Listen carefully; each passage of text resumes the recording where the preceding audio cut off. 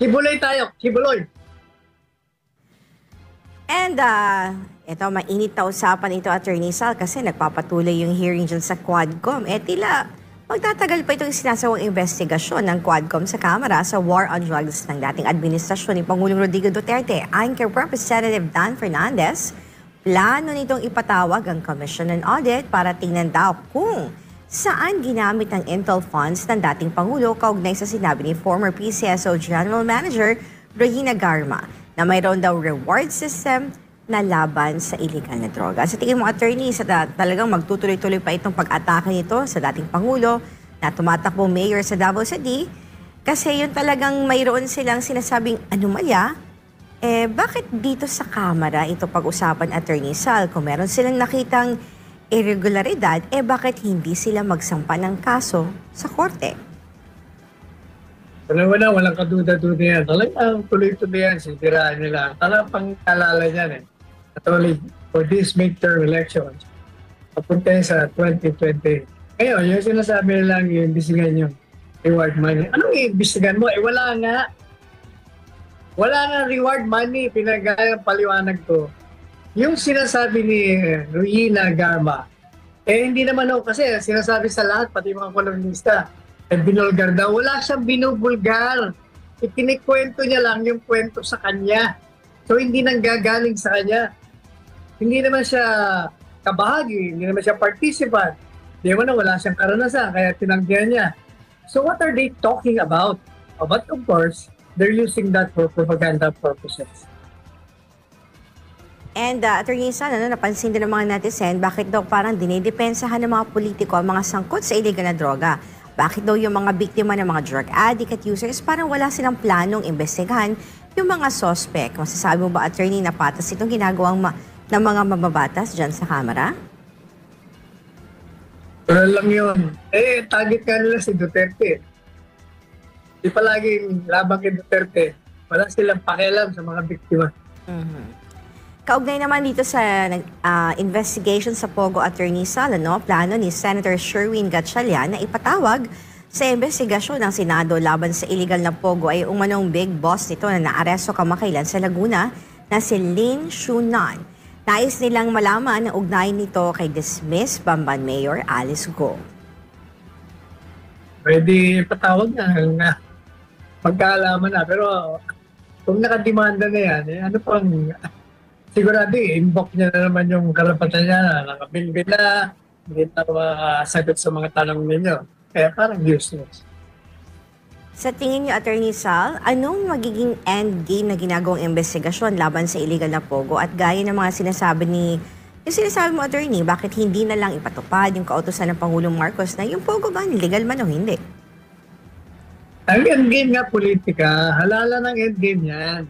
Yun ang target yan, midterm at sa 2020. Yun lang yun.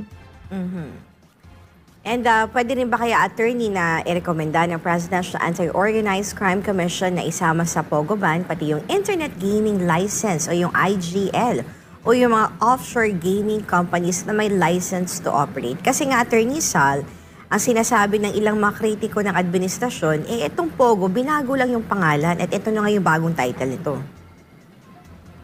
So, hindi na kailangang imbestigahan. Kung alam natin illegal, o disampa na kayo ng mga kaso, pakulong niya na yung mga lumalabag sa batas. Ay, may investigasyon. Kaya ebidensya. Sabi ninyo na illegal lang ginagawa na mo yan. I-demanda nyo. Sa kaugnay na balita, Attorney Sal, tinatayan lagpas 100 pa ng illegal na Pogo na nag-ooperate pa rin sa bansa sa kabila ng panawagang pagsasara nito.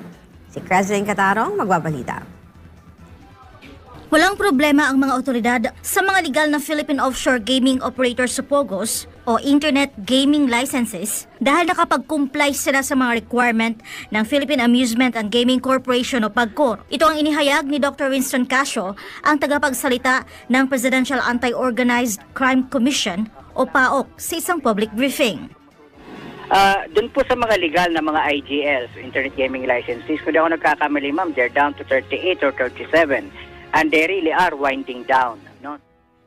Gayunman, iginit ni Casio na ang problema ay nasa iligal na ngayoy hinahabol ng mga otoridad sa iba't ibang parte ng bansa. Isinalaysay ng opisyal na marahil lagpas 100 pa ang mga iligal na pogo na nag-ooperate sa Pilipinas. Kung ilan ho sila, I could say that they are between 50 to 100 pa po, baka lagpas 100 pa nga po yung mga illegal. Kasi yung dating malalaki na daan-daan, libo-libo yung mga empleyado, nag-disintegrate sila into smaller units, kaya mas lalo silang dumami. Hindi lamang PAOK ang nagtatrabaho sa paghahabol sa illegal na pogo, ani Casio, dahil ito'y isang whole-of-government approach. Nakikipagtulungan ang PAOK sa iba pang ahensya ng executive branch, maging ng local government units at private sector. Sa katunayan, ani Casio, binisita at ininspeksyon nila nitong Martes ang isang pogo sa Binyan, Laguna na mayroong scamming activity. Ito ay isang regulatory visit na isinagawa ng business permit and licensing ng Binyan. Gayon din ang pagkor kung saan sumama lang sa operasyon ng PAOK. Ang nakalulungkot lang is nung tininan natin yung mga areas, lahat ng mga computers, wala na po yung mga hard drives. Ibig sabihin, malamang yung mga ebidensya ng kanilang mga illegal na mga activities ay wala na ho rito at wala na tayong makukuha pa. Sakali namang may matira pang nag-ooperate na illegal na pogo pagkatapos ng December 31, ay tuloy-tuloy pa rin ang mandato ng Task Force Pogo Closure na habulin at ipasara ang mga ito. Binigyang diin naman ni Casio ang mahalagang papel ng komunidad na siyang mata at tenga ng gobyerno. So kung may nakikita sila mga illegal na mga activities, we need their help to be able to report it to their LGUs, to their police officers, sa kanilang mga municipal at city police stations, at saka sa amin, sa PAOK. Ay, puro naman sila salita. Gawin na lang ang trabaho nila kasi. Nasaan yung gawa, di ba, Attorney Sal? Resulta naman titingnan ng taong bayan. Tama ka doon, Attorney Sal. So, usapin naman ng ayuda, Attorney Sal, ay hindi na nakatiis ang congressman at tinanggalan ng ayuda para sa kanyang distrito dahil dito ay sumugod siya mismo sa pagdinig ng Senado para isumbong ang Department of Social Welfare and Development. Si Troy Gomez, sa report. Dumulog na sa Senado ang congressman ng Zamboanga City na tinanggalan ng ayuda ng DSWD. Ayon naman sa ilang senador, ito ay malinaw na pamumulitika, lalo't papalapit na ang 2025 midterm elections. Trending kamakailan sa social media ang pagluhod ng isang congressman sa isang opisyal ng DSWD sa Zamboanga City. Ayon kay Congressman Kimir Olaso, last minute kasi ay pinahinto ng DSWD ang payout o ang ayuda sa kanilang distrito.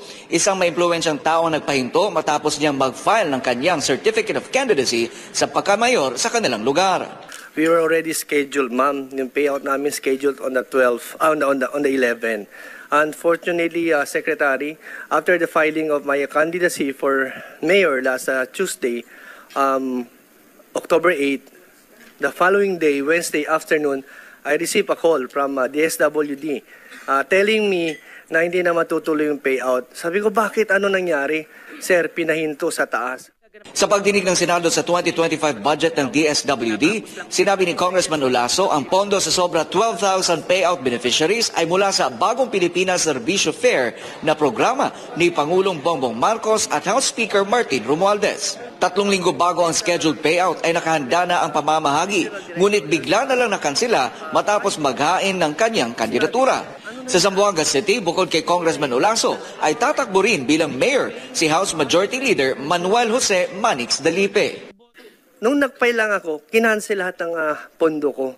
Sabi ko, wag naman sana daw ganun kasi itong pera na to binibigay sa mga Pilipino. Hindi to pera ng mga magulang nila.